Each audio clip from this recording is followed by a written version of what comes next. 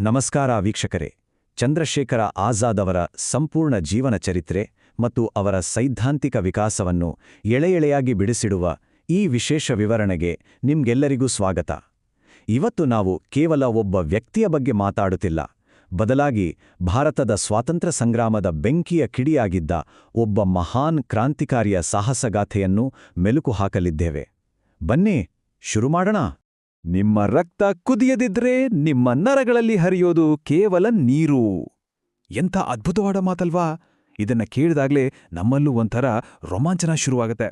ಇದು ಕೇವಲ ಮಾತಲ್ಲ, ತಮ್ಮ ಮಾತೃಭೂಮಿಗಾಗಿ ಪ್ರಾಣವನ್ನೇ ಮುಡಿಪಾಗಿಟ್ಟ ಒಬ್ಬ ಅಪ್ಪಟ ಯೋಧನಿಂದ ಮಾತ್ರ ಇಂಥ ಮಾತುಗಳು ಹೊರಬರಲು ಸಾಧ್ಯ. ಭಾಗ 1: ಆರಂಭಿಕ ಜೀವನ ಮತ್ತು ಪ್ರೇರಣೆ. ಇವರೇ ನೋಡಿ ಆ ಯುವ ಕ್ರಾಂತಿಕಾರಿ. ಜುಲೈ 23, 1906ನೇ ಇಸ್ವಿಯಲ್ಲಿ ಮಧ್ಯಪ್ರದೇಶದ ಭಾಬ್ರಾ ಅನ್ನೋ ಪುಟ್ಟ ಗ್ರಾಮದಲ್ಲಿ ಹುಟ್ಟಿದ ಇವರ ಅಸಲಿ ಹೆಸರು ಚಂದ್ರಶೇಖರ್ ತಿವಾರಿ. ಆ ಎಳೆ ವಯಸ್ಸಿನಲ್ಲೇ ಅವರ ಕಣ್ಣಲ್ಲಿ ಎಂಥ ತೇಜಸ್ಸಿತ್ತು ಅನ್ನೋದನ್ನು ನಾವಿಲ್ಲಿ ಗಮನಿಸಬಹುದು. ಇವರ ತಂದೆ ಪಂಡಿತ್ ಸೀತಾರಾಮ್ ತಿವಾರಿ, ತಾಯಿ ಜಾಗ್ರಣಿ ದೇವಿ. ಇವರ ಆರಂಭಿಕ ಶಿಕ್ಷಣ ಶುರುವಾಗಿದ್ದು ವಾರಾಣಸಿಯ ಸಂಸ್ಕೃತ ಪಾಠಶಾಲೆಯಲ್ಲಿ. ಆದರೆ ಆ ಸಮಯದಲ್ಲಿ ಇಡೀ ದೇಶದಲ್ಲಿ ಸ್ವಾತಂತ್ರ್ಯದ ಕಿಚ್ಚು ಹಬ್ಬಿತು. ಆ ಕರೆ ಈ ಯುವಕನನ್ನು ಸುಮ್ಮನೆ ಕೂರಲು ಬಿಡಲಿಲ್ಲ. ಇಲ್ಲಿ ನಾವೊಂದು ಮುಖ್ಯವಾದ ಟೈಮ್ಲೈನ್ ನೋಡ್ಬೋದು. 1919ರ ಜಲಿಯನ್ ವಾಲಾ ಬಾಗ್ ಹತ್ಯಾಕಾಂಡದ ಭೀಕರತೆ ಈ ಯುವ ವಿದ್ಯಾರ್ಥಿಯ ಮನಸ್ಸಲ್ಲಿ ಆಳವಾದ ಗಾಯ ಮಾಡಿತ್ತು. ಅದೇ ಆಘಾತ 1921ರಲ್ಲಿ ಗಾಂಧೀಜಿಯವರ ಅಸಹಕಾರ ಚಳುವಳಿಗೆ ಸೇರೋಂಟೆ ಮಾಡ್ತು. ಆಮೇಲೆ ಬ್ರಿಟಿಷರ ದಬ್ಬಾಳಿಕೆ ಮಿತಿ ಮೀರಿದಾಗ ಇವರ ಹೋರಾಟದ ಹಾದಿ ನೇರವಾಗಿ ಸಶಸ್ತ್ರಕ್ರಾಂತಿಯತ್ತ ತಿರುಗಿತು. ಭಾಗ 2: ಆಜಾದ್ ಎಂಬ ಹೆಸರಿನ ಉಗಮ.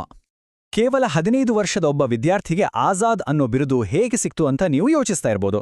1921ರಲ್ಲಿ ನಾಗರಿಕ ಶಾಸನ ಭಂಗಕ್ಕಾಗಿ ಬಂಧನಕ್ಕೊಳಗಾದಾಗ ಬ್ರಿಟಿಷ್ ಮ್ಯಾಜಿಸ್ಟ್ರೇಟ್ ಎದುರು ಈ ಬಾಲಕ ಕೊಟ್ಟ ದಿಟ್ಟ ಉತ್ತರಗಳು ನಿಜಕ್ಕೂ ಇತಿಹಾಸ ಸೃಷ್ಟಿಸಿದವು. ಆ ನ್ಯಾಯಾಲಯದ ದೃಶ್ಯವನ್ನೊಮ್ಮೆ ಕಣ್ಣು ಮುಂದೆ ತಂದುಕೊಳ್ಳಿ. ನ್ಯಾಯಾಧೀಶರು ನಿನ್ನ ಹೆಸರೇನು ಅಂತ ಕೇಳಿದಾಗ ಈ ಬಾಲಕನ ಉತ್ತರ ಆಜಾದ್ ಅಂದ್ರೆ ಸ್ವತಂತ್ರ. ನಿನ್ನ ತಂದೆಯ ಹೆಸರೇನು ಅಂದಾಗ ಸ್ವತಂತ್ರ. ನಿನ್ನ ನಿವಾಸ ಯಾವುದು ಅಂತ ಗದರಿದಾಗ ಯಾವ ನಡುಕವೂ ಇಲ್ಲದೆ ಜೈಲ್ ಅಂತ ಹೇಳ್ತಾರೆ. ಎಂಥ ಎದೆಗಾರಿಕೆ ಅಲ್ವಾ?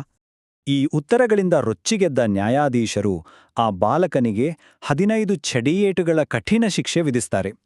ಆದ್ರೆ ಆಶ್ಚರ್ಯ ಏನಪ್ಪಾ ಅಂದ್ರೆ, ಬ್ರಿಟಿಷರು ಹೊಡೆಯುತ್ತಿದ್ದ ಒಂದೊಂದು ಏಟಿಗೂ ಆ ಯುವಕ ಭಾರತ್ ಮಾತಾ ಕಿ ಜೈ ಅಂತ ನಗುನಗುತ್ತಾ ಹೆಮ್ಮೆಯಿಂದ ಕೂಗುತ್ತಿದ್ದ. ಅಂದಿನ ಆ ಅಚಲವಾದ ಮನೋಭಾವವೇ ಅವರಿಗೆ ಆಜಾದ್ ಎಂಬ ಹೆಸರನ್ನು ಶಾಶ್ವತವಾಗಿ ತಂದುಕೊಡ್ತು. ಭಾಗ 3: ಕ್ರಾಂತಿಕಾರಿ ಹಾದಿ ಮತ್ತು HSRA ಸಂಘಟನೆ. ಇಲ್ಲಿಂದ ಆಜಾದ್ ಅವರ ಹೋರಾಟ ಬೇರೆದೇ ಸ್ವರೂಪ ಪಡ್ಕೊಳ್ತು. 1925ರಲ್ಲಿ ನಡೆದ ಪ್ರಸಿದ್ಧ ಕಾಕೋರಿ ರೈಲು ದರೋಡೆ, 26ರಲ್ಲಿ ವೈಸ್ರಾಯ್ ರೈಲನ್ನು ಸ್ಫೋಟಿಸುವ ಯತ್ನ ಮತ್ತು 28ರಲ್ಲಿ ಲಾಲಾ ಲಜಪತ್ ರಾಯ್ ಅವರ ಸಾವಿಗೆ ಸೇಡು ತೀರಿಸಿಕೊಳ್ಳಲು ಲಾಹೋರ್ನಲ್ಲಿ JP ಸ್ಯಾಂಡರ್ಸ್ನ ಹತ್ಯೆ. ಈ ಪ್ರತಿಯೊಂದು ಘಟನೆಯು ಬ್ರಿಟಿಷ್ ಸಾಮ್ರಾಜ್ಯವನ್ನೇ ನಡುಗಿಸಿತು. ಆಜಾದ್ ಅವರ ಹೋರಾಟ ಕೇವಲ ಶಸ್ತ್ರಾಸ್ತ್ರಗಳಿಗೆ ಸೀಮಿತವಾಗಿರಲಿಲ್ಲ, ಸೈದ್ಧಾಂತಿಕವಾಗಿಯೂ ಬೆಳೆದಿತು.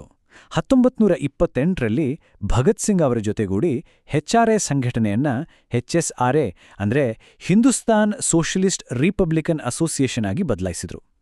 ಸಮಾಜವಾದಿ ತತ್ವಗಳ ಆಧಾರದ ಮೇಲೆ ಸಮಾನತೆಯ ಸ್ವತಂತ್ರ ಭಾರತವನ್ನ ಕಟ್ಟಬೇಕು ಅನ್ನೋದು ಇವರ ದೊಡ್ಡ ಗುರಿಯಾಗಿತ್ತು.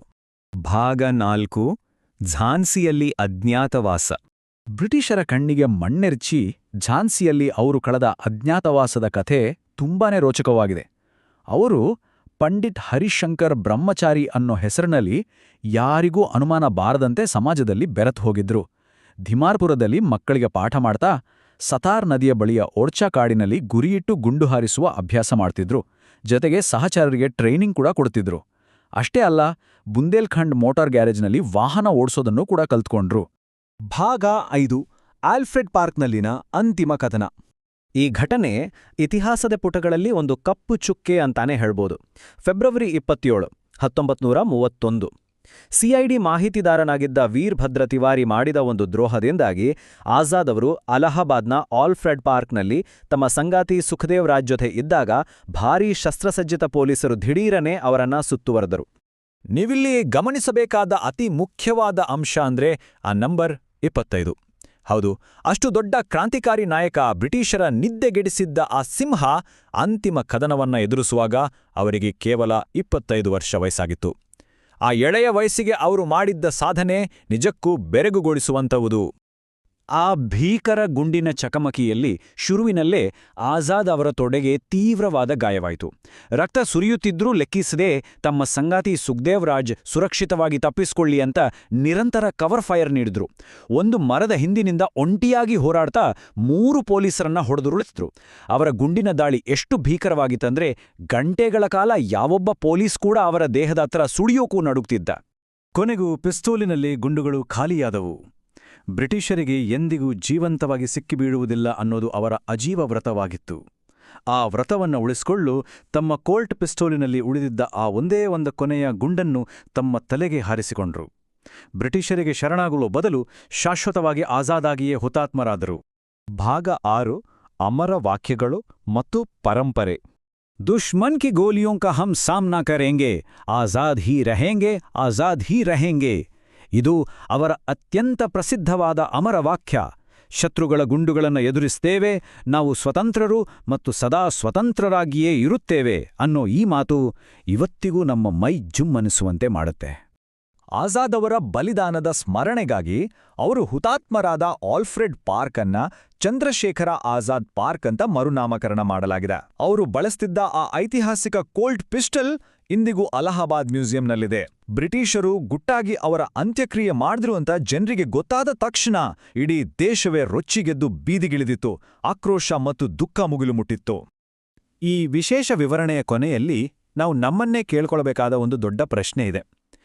ಕೇವಲ 25 ವರ್ಷದ ಯುವಕನೊಬ್ಬ ದೇಶಕ್ಕಾಗಿ ಕೊಟ್ಟ ಈ ಅಂತಿಮ ತ್ಯಾಗ ಇಂದಿನ ನಮ್ಮ ಸ್ವಾತಂತ್ರ್ಯದ ಕಲ್ಪನೆಯನ್ನ ಹೇಗೆ ರೂಪಿಸುತ್ತಿದೆ? ನಾವು ಉಸಿರಾಡುತ್ತಿರುವ ಈ ಸ್ವತಂತ್ರ ಗಾಳಿಯ ಹಿಂದೆ ಇಂತಹ ಎಷ್ಟೋ ವೀರದ ರಕ್ತ ಬೆವರಿದೆ ಅನ್ನೋದನ್ನ ನಾವು ಯಾವತ್ತೂ ಮರಿಬಾರ್ದು. ಈ ವಿಶೇಷ ಪ್ರಸ್ತುತಿಯು ಆಜಾದ್ ಅವರ ತ್ಯಾಗದ ಬಗ್ಗೆ ಮತ್ತೊಮ್ಮೆ ಯೋಚಿಸುವಂತೆ ಮಾಡಿದೆ ಅಂತ ಭಾವಿಸ್ತೀನಿ. ಮತ್ತೊಂದು ಆಸಕ್ತಿದಾಯಕ ವಿವರಣೆಯೊಂದಿಗೆ ಮತ್ತೆ ಸಿಗೋಣ. ನಮಸ್ಕಾರ.